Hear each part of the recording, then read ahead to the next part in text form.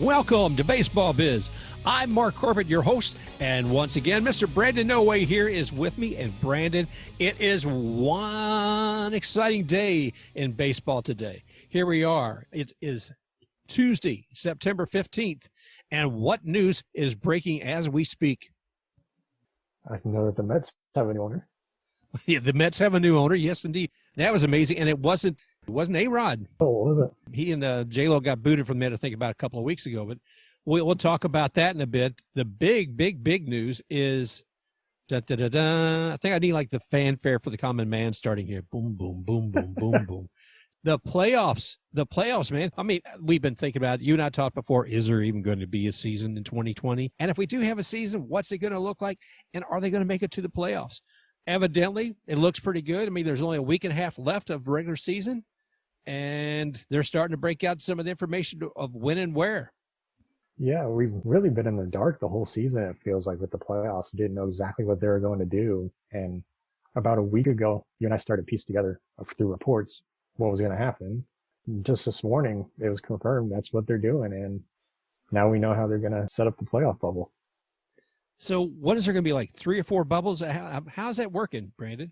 It's really interesting. You have 4 individual bubbles, and you're sending the AL teams to California, where they'll be playing in Dodger Stadium and at Petco Park. And then you're sending the NL teams to Texas, with one team playing in Houston and the other playing in Arlington. You know, it's going to start, you got the 8 teams for each league making it. They're starting a wild card. You want me to read off the plan? Yeah, well, yeah, if you like. I mean, I was just going to say about the locations. It's interesting. I mean, when you're talking about Arlington's not just going to be for one of the division games. It's actually going to be where the World Series is as well, isn't it? Yeah, Arlington's going to be like that's the goal line. That's like how everybody in football wants to get to Tampa for the Super Bowl. Everybody wants to get to Arlington for the World Series. We're talking 30 teams, but right now looking at this, and of the 16 teams and the locations are going to be at, those 16 teams, obviously, are going to have 8 from each league, 8 from the American, 8 from the National. And they're composed of, I think, the first and the second leader of each division team. Is that correct? The first 3 seeds will be seeded by division winners. So 1 through 3, if you win the division, you get that. Okay. And then 4 to 6 are the runner-ups of each division. And then the 2 best teams remaining in each league get the 7th and 8th seed. Okay, so each division will have 2 representatives in there. There's that much is done. Basically, 4 through 8 are a wild card, but if you're a runner-up, you get 4 to 6, and then either team, no matter what division you're in, gets 7th or 8th seed. Wow. So you could theoretically have 4 teams in your division in playoffs. Oh, that's insane, crazy nuts. Okay, well, kind of walk us through that. Can you give us a layout of what the playoffs are going to look like? All right, so a little bit longer playoffs, which is nice. That's always the best time of baseball. It looks like the AL is going to kick first September 29th, with the top 4 seeds hosting a best-of-3 series. That's supposed to run from the 29th to October 1st. And then the NL starts September 30th and runs through the October 2nd, if that's necessary. Then we move on to the division series. The highest remaining NL seed hosts in Arlington, Texas, and the next highest NL seed hosts in Houston. And on the AL side, the highest seed hosts in San Diego, with the next highest AL seed in LA. I believe that goes back to a best-of-5 series. Then in the championship series, the AL is in San Diego, with the NL in Arlington, best-of-7. And then the World Series would start October 20th in Arlington and end no later than October 28th. Wow, that's crazy. I'm looking here, too, as far as we were talking about the bubbles where they're all located at. And the NLDS is going to be played in Arlington, Texas. And we're looking. Yeah, they'll both be played in Arlington and Houston.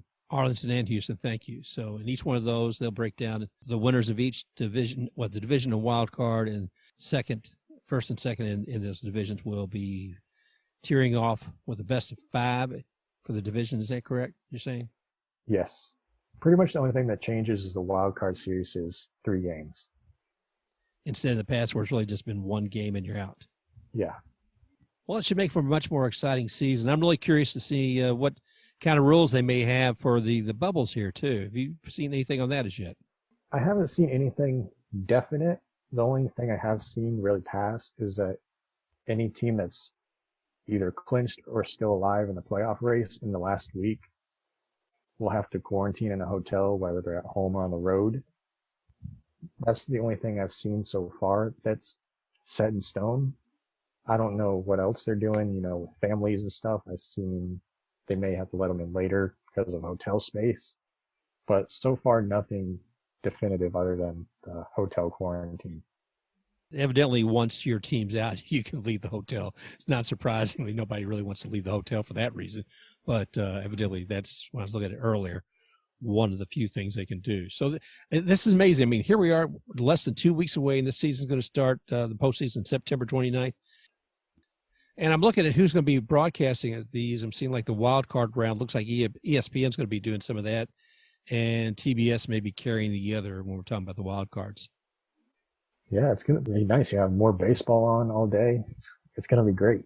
Well, Brandon, I mean, a lot of things are going on with this, and you got to wonder, I mean, without having people in the stands for these different series in the different divisions, where are they going to make their money? I can only guess what the difference will be from what they normally have. Have you heard any projections on what they anticipate making this year? Well, according to this ESPN article, if they play the full postseason, they could reap upwards of $1 billion just from TV revenue. And that's evidently why they wanted to get this through so quickly, is to get to that payoff of playoff revenue. Well, that's understandable. I mean, with it, like I said, being such a hard season, I was wondering, what they would be able to do. Obviously, the gate procedures, big part of what they make, but that's not happening. I saw a sign the other day saying, "Scalper out of work." Yeah, I bet you, that's, so it's a different thing. It's a different world out there. I mean, we talked before about having to make sure we got our own ballpark food at home, but it's been interesting looking at this. And when we're looking at postseason matchups and looking at the standings right now, some things, seem fairly clear cut on who's going to be on there. I guess San Diego will be on there. I mean, some people were wondering if they're going to be able to edge up enough, but I think they're definitely going to get the second spot in that division. Yeah, a lot of locks. The Padres, the Dodgers look like they're really close to get locked in. The Rays, White Sox, they're getting really close as well. Twins, Yankees, or not the Yankees, the A's, they're closing in as well. Yeah, the Yankees, let's see, I'm looking as far as those that are over 500. Yankees are barely over 500. They have lost 5 of their last 10 games.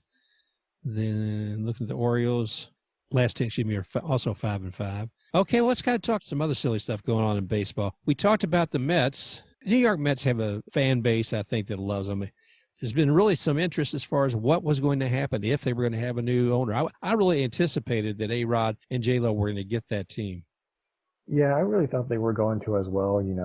The star power, is J-Lo and A-Rod owning the Mets. And especially in New York, you think that would be like a massive, not just great PR move, but fan interest standpoint as well. Having 2 big-time celebrities coming in there. No. Yeah, you could have J-Lo come out and she could do the national anthem. Apparently, I mean, I feel bad for Mets fans because they hate their owner. I hate my team's owner as well. I think I made that perfectly clear.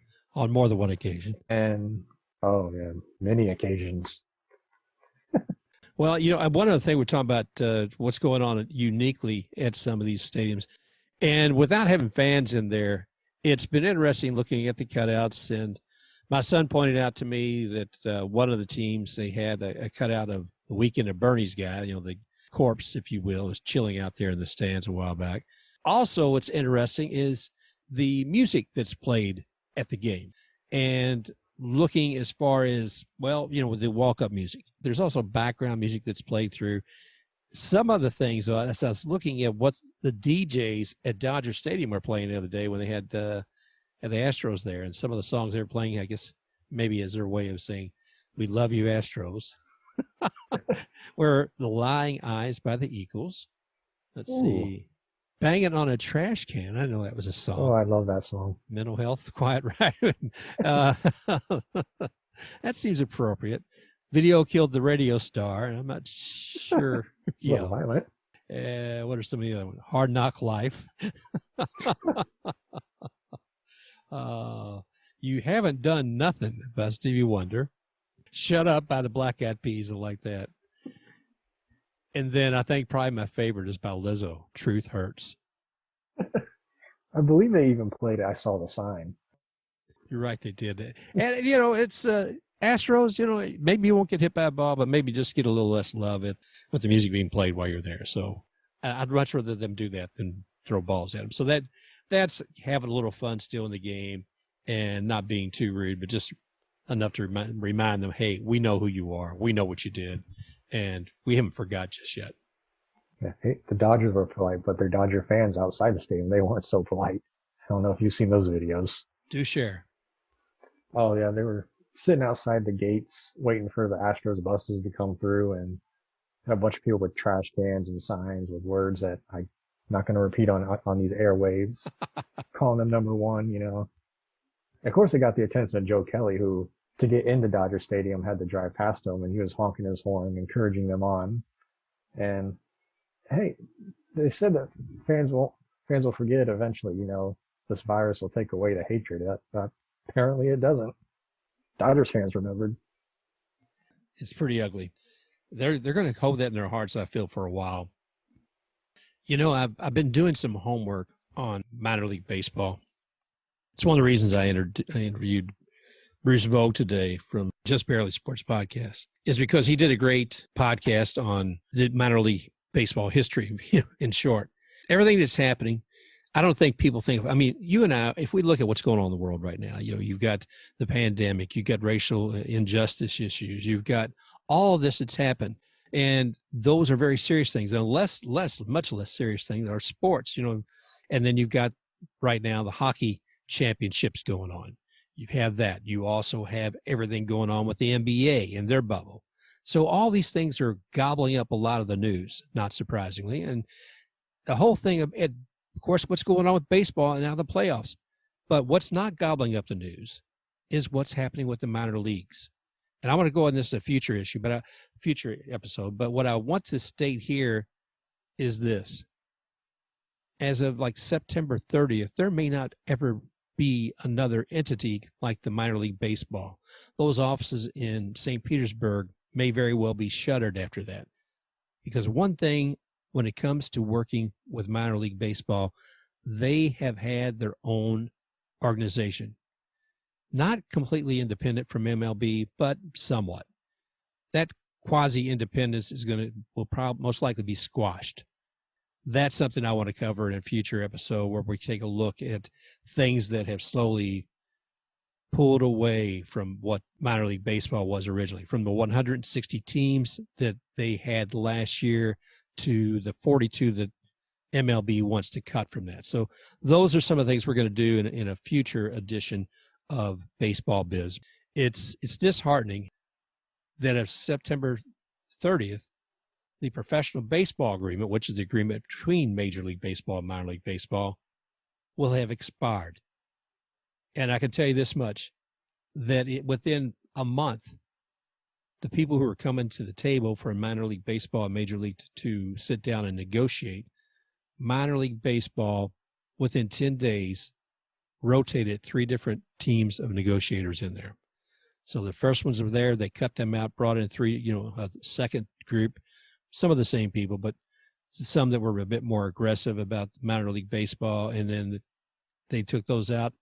Another group came in. And what happened during that, I guess right after that, was the gentleman who's been the president of minor league baseball went ahead and turned in his resignation.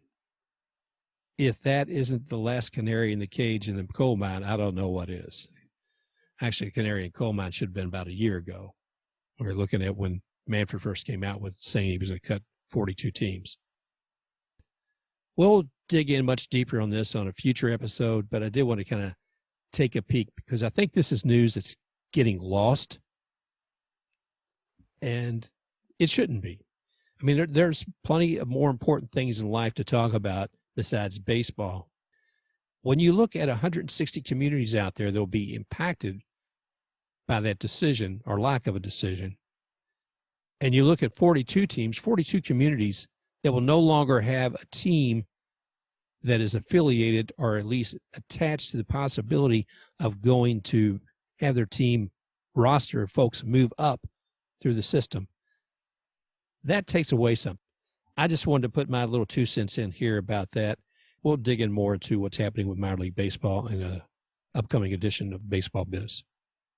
Yeah, and the impact of them cutting 40 teams out of 160, just percentage-wise, that's a big percentage. But not just baseball-wise, it's going to affect, the small communities that a lot of these, short season leagues are in. And how many guys are going to lose out on opportunities to move up the chain and maybe make it to the MLB one day? How many guys are going to get to lose that opportunity because there's just not enough spots anymore? And I think some of these clubs are going to have some natural attrition. Well, maybe not natural is the wrong word to use. During the pandemic and having the season closed down, these places haven't been able to really generate any revenue, modest at best. So some of these may be going to close their doors anyway.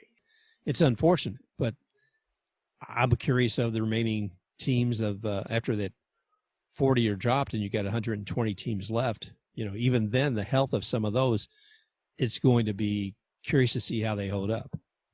It's interesting too because some of the teams that are being cut at the lower league teams, they have maybe a pretty good attendance. Anyway, like I said, we'll go into this a lot more in a future episode, but I just want to get my 2 cents out there and remind people what's going on because I don't think it's really being covered that much. No, it's not. And to be honest, I don't know if I really know anything about it if we weren't doing this show together. That's how much it's not been covered. Exactly. I mean, I had to dig out, I had to dig for some of this information out there. Anyway, but I'd like to get back to something a little bit more pleasant. Oh, one thing that we didn't cover the other day when we were talking about bad behaviors, I forgot to talk about the GM Rizzo getting kicked out of the game. You remember that? Yep. Yeah, should have put him in there with the bad behavior. That he's up there, the second tier on the balcony, and he's saying something. Joe West hears him. Joe West throws him out from there. I don't know how Joe West can hear that. I mean, you got like elephant ears or whatever it's called. Without the regular crowd, maybe it's easier. I don't know, but he certainly got his news on that. Talk a little bit about bad behavior, and I saw Sergio Romo. I think it was him and Lindor had a little bit of a spat the other day. So he started saying Lindor finished. I think he struck him out.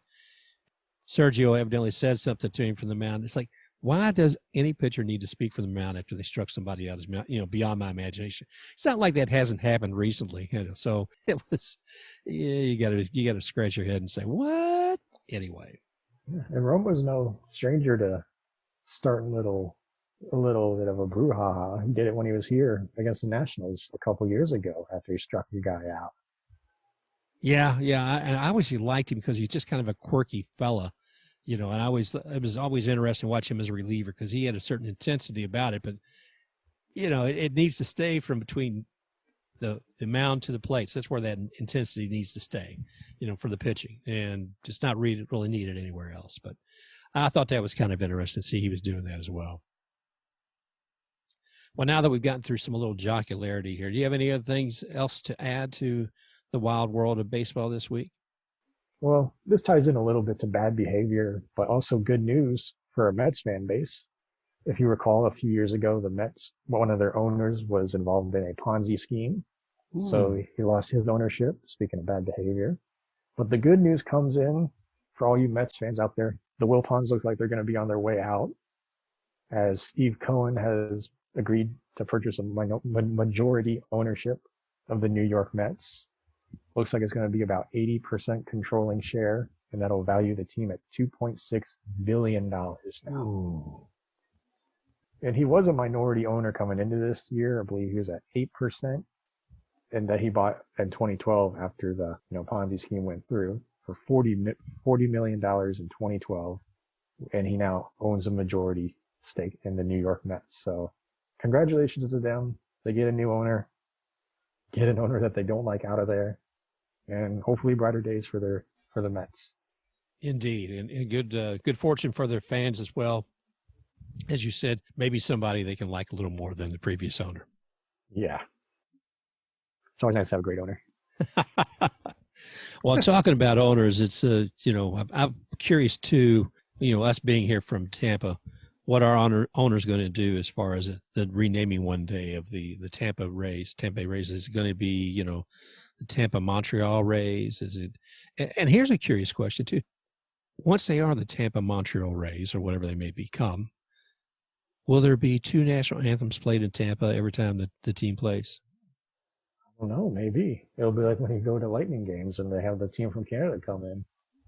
Yeah, but since we have dual nationality at that point, I would think that no matter where we're playing the Texas Rangers or if we're playing the Blue Jays, we would still be playing two anthems because they have. I don't know. It'll be interesting to see. It's one of those questions that'll bother me into my sleep tonight. Hopefully, we don't have to find out because they stay full time.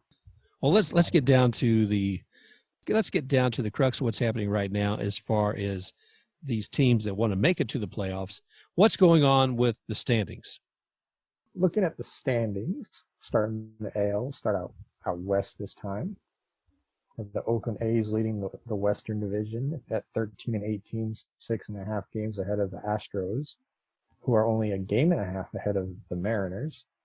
In the AL Central, the White Sox still lead that division by 2 games ahead of the Twins, 5 games ahead of the Indians. And then in the AL East, the Rays lead that division at 30-17. Their lead's been cut to 3.5 over the Blue Jays and 4 over the New York Yankees. Now, the Rays, I won't say they've been struggling, but they had such a good run for a while, but they've had a few challenges, I guess, in the last week. Yeah, they've cooled off a little bit. The offense hasn't been clicking off cylinders. The pitching's been a little bit iffy, it seems like. But they were playing so good for such a long stretch. They're going to come down to earth a little bit. And it's just ebbs and flows of the year. And in the NL West, we'll start there. The Dodgers still lead that division at 33-15, but the San Diego Padres have really closed the gap on that one as they're only a game and a half behind the Dodgers, and they play this week, so that should be a series definitely worth watching. The Central, the Cubs still lead that division 28-20, 4 games ahead of the Cardinals, 5.5 games ahead of the Reds, 6 ahead of the Brewers. And closing out the standings in the NL, we have the Braves leading the NL East. And close out the NL, you have the Braves still leading the NL East at 28-20, 2.5 games ahead of the Marlins and 4 games ahead of the Phillies. And taking a look at what the playoff format would look like right now if they were to start today, in the AL, the White Sox would be the number 1 seed hosting the number 8 seeded Indians. Then at number 2, you'd have the Rays taking on the number 7 Yankees. And at 3, you have the A's taking on the number 6 Astros. And closing out the AL, you have the Twins at 4 and the Blue Jays at 5.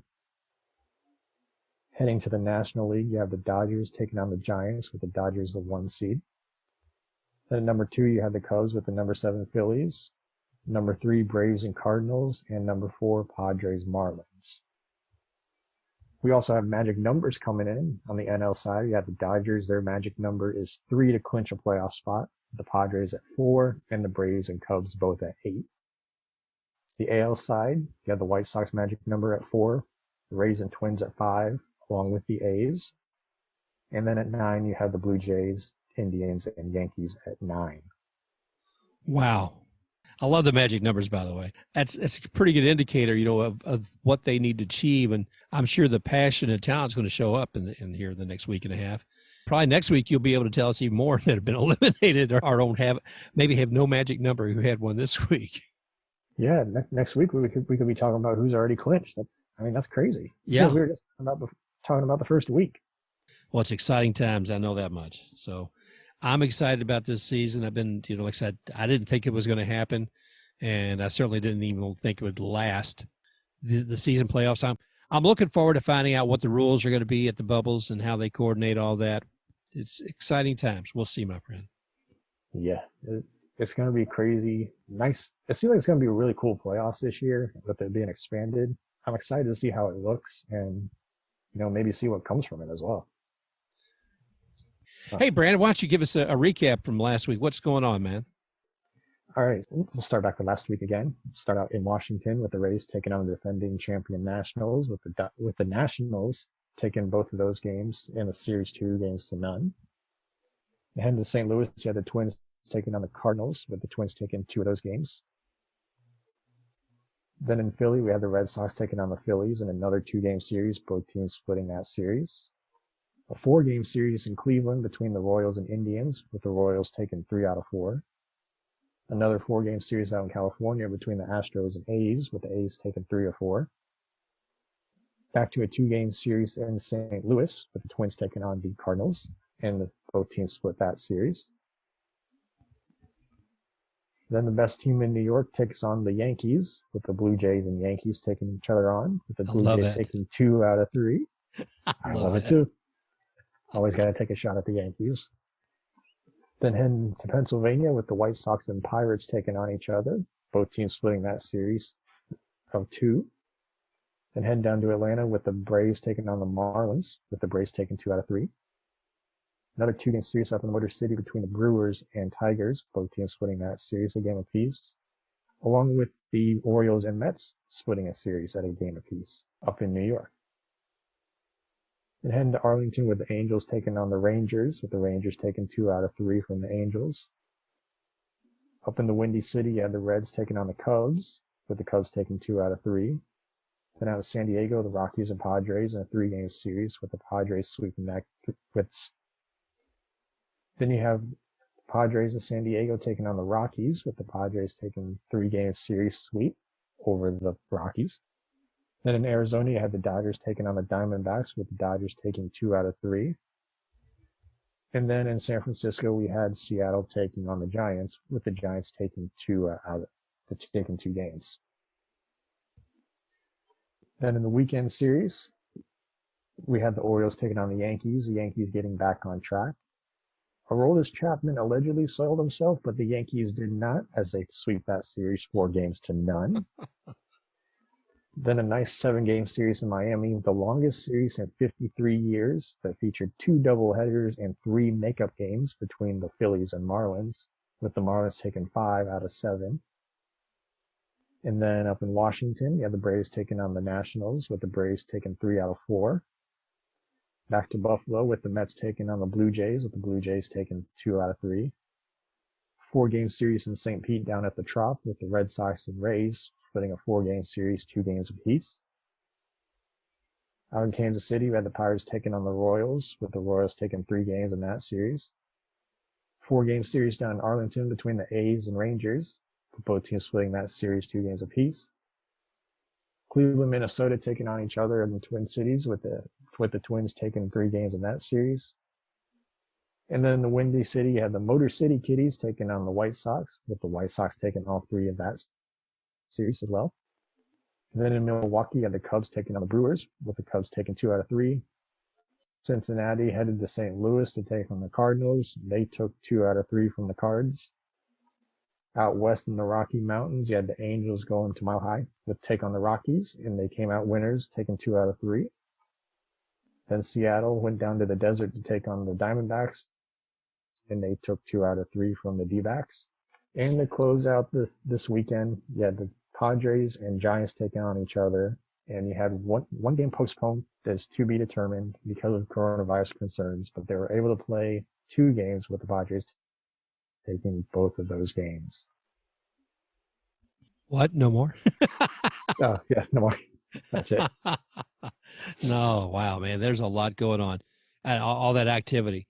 It's not surprising. We posted this before, but the injuries list has grown so much. And these players are out there playing every day. I mean, during a regular season, they play all the time, but not like this. I mean, we wound up having these guys because of postponements of coronavirus games, and they have to go back out there and play doubleheaders. Now, I know that, if you're playing doubleheader, you're doing 7 innings each, but that's still a lot, period. And when you continue to go on and on and on, and that 5-day rotation, 5-game rotation is more like a 5-day rotation, that gets to be a bit of a push on the pitchers as well. The whole year's been weird. I mean, you don't have the ramp-up time. You had all that time off. There's only so much you can do to stay loose during the off time, and then basically get thrown almost right back into the fire into games that matter. And to now have to worry about double headers and makeup games, trying to stay on schedule, you don't really have as much time to say, okay, you can have the day off, because we're at a point in the season where the whole year's been every game matters, and it's really changed. Well, it'll be all over soon. It'll be painful and painless for others. And it's going to be here, boys and girls. You know, by the end of October, we're going to have a World Series champion. Keep your fingers crossed for your teams out there. And Brandon, with anything else we want to add to the show today? I don't have anything. Okay. I want to thank all of our audience here today joining us on Baseball Biz. And just remember, you can find Brandon and I also on Twitter. Brandon, you're at the Sports Blitz 1, and that's a numeric one, at the Sports Blitz 1. And for Baseball Biz, you can put in at the Baseball Biz. So if you want to leave us any comments or share anything you can there. If you want to put any comments on Apple, iTunes, that's great. We welcome that. And anything you have to say, you're our fans and we love you. So go ahead, continue to listen to us. And if there's a topic you want us to address, let us know that on Twitter as well. Well, I'm Mark Carbett here with Brandon Noe, and we're wrapping up yet another edition of Baseball Biz. I want to wish everybody a great day, and we'll talk with you real soon. The end. The end.